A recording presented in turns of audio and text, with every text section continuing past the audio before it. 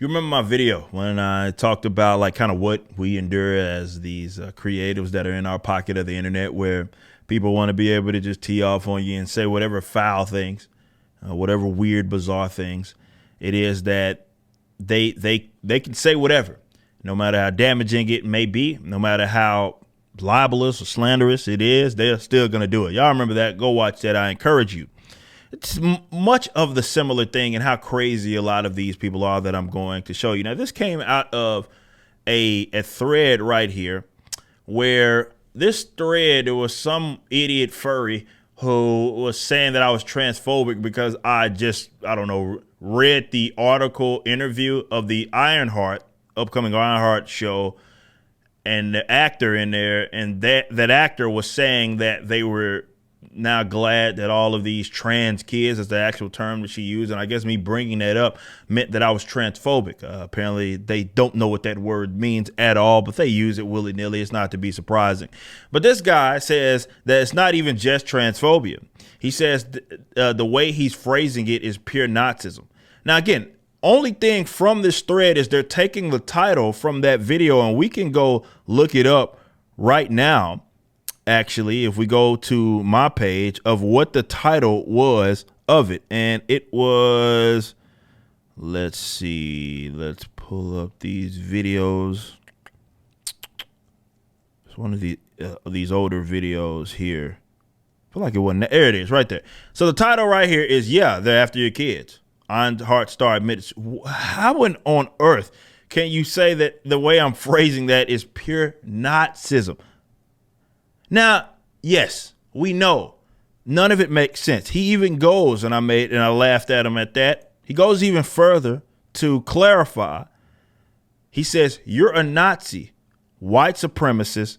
You contribute to the systems that facilitate the persecution of minorities and put white people on top. And you pay for Twitter, which is, again, he's referring to the blue check, but I had that blue check long before Twitter allowed you to pay to get it. But here's the thing as well, he says. Sure thing. He says, you support the Republican Party. That's admittedly false statement. He has to admit that it's false because objectively speaking, it is false. It's simply not true. Whose current rhetoric is identical to that of Nazis. That's a little bit of a stretch where he's saying that Republicans are Nazis. So if you support the Republicans, you're Nazis. I don't. But if you do, that's what it is. He's saying that of calling minorities degenerates and pretending that they are the way that they are the elite. He repeated that to justify their persecution. Again, doesn't make any sense. But he's calling me a white supremacist. He's called me a Nazi. Now, none of it makes sense. We know that. Okay, guy, yeah, all these me black as I'll get out. Considering how this idiot looks right here. This is a guy, this fair-skinned individual. I don't know what he is. He's but he has, hey, let's say this, his skin is far lighter than mine is, okay? But apparently, I guess the people that are white supremacists can somehow get over the fact that I'm black.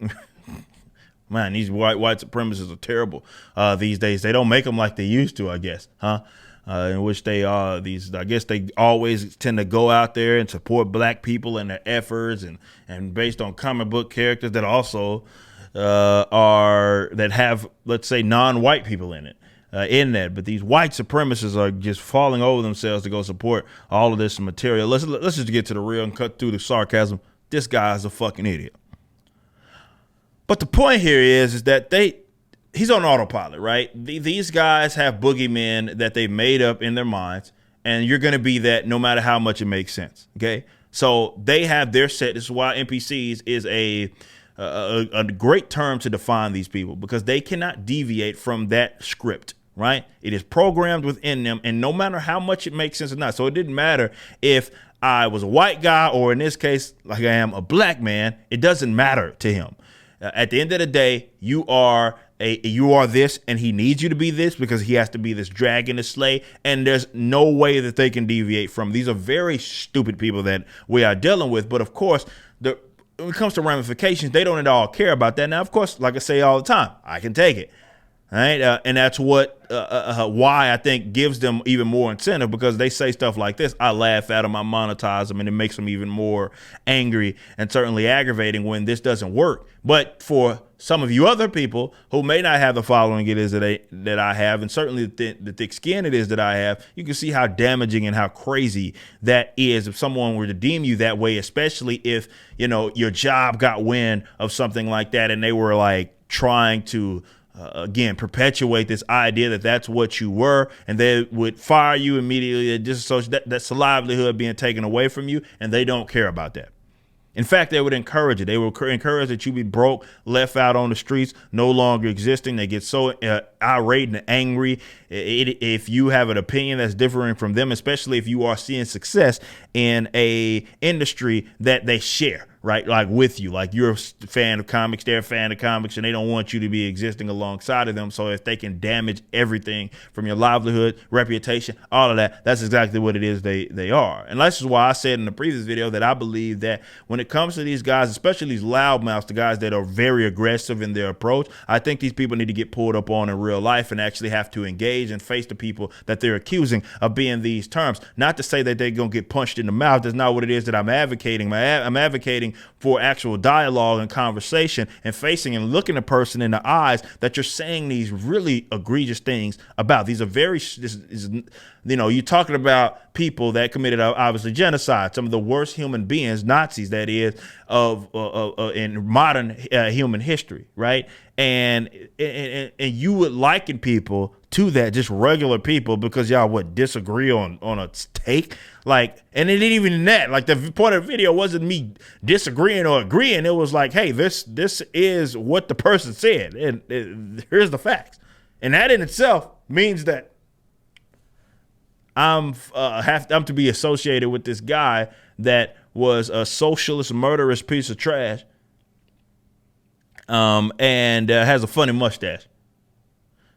These people are pieces of shit, like straight up. They are, but you have to understand what their attempt is, which is why I laugh it off, because I can obviously monetize it first and foremost, like I am on this video right here.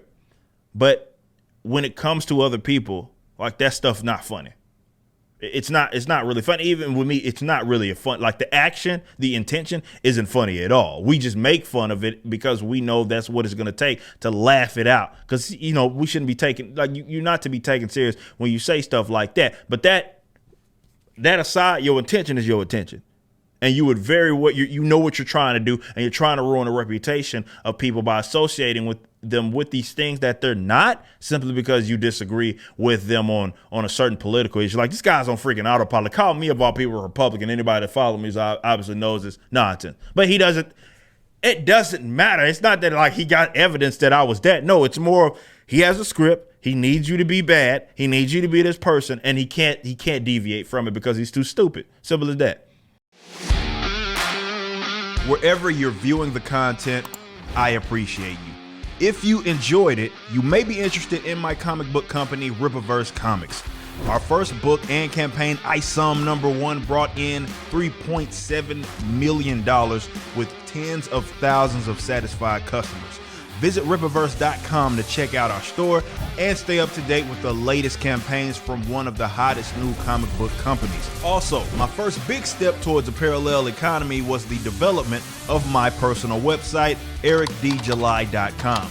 This entirely replaced my Patreon. Now, if you enjoy this content, please consider becoming a member over at the website. We have an ever-expanding list of perks for various membership tiers, a forum, and a phone app. Some of these perks will even benefit you if you're fans of the Rippaverse. Anyway, I appreciate you so much for being a supporter and or customer. I even got a little love for my haters.